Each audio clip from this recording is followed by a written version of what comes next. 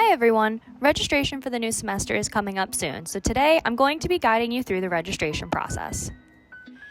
From the My UHart homepage, click on Register for Classes to access the registration database.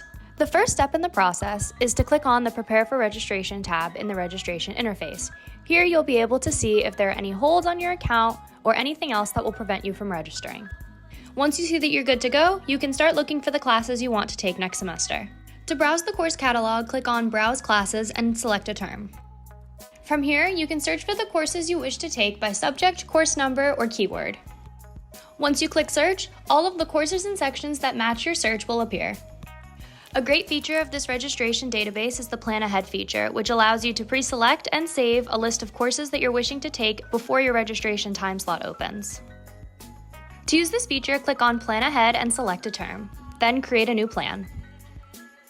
After creating a new plan, you'll be able to search for courses just as you would if you were browsing the course catalog or actually registering for classes. After finding the course and section you wish to take, click Add to add it to your plan. Repeat this step until all courses you're wishing to take are added to your plan, then give your plan a name and save it. After saving my plan, I see that 2 of the courses I chose overlap in time, so I'm going to need to change one of them. To do this, I'll select Delete from the Action drop-down menu and go back through the process to find a new section of this course that fits my schedule.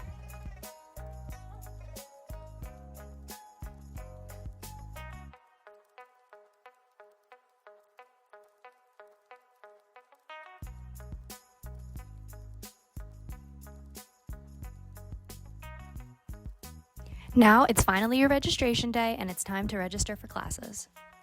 From the home page, click on Register for Classes and select a term.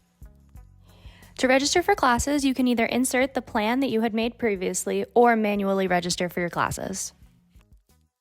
While browsing courses, making plans, and actually registering, you can also use the Advanced Search feature, which gives you a few more options to specify what you're looking for. Here you can search by college, building, or even time of day. Manually registering for classes is a very similar process to completing a plan.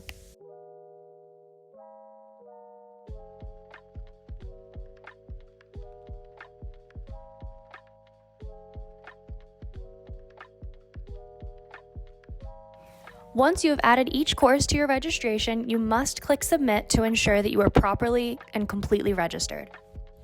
While registering for courses, you can run into a few errors that would prevent registration for a specific course.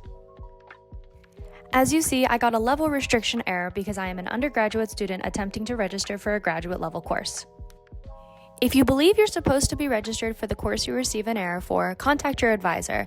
Otherwise, you will need to remove it from your registration by clicking Submit. If you have any questions or issues related to registering for classes, contact your advisor.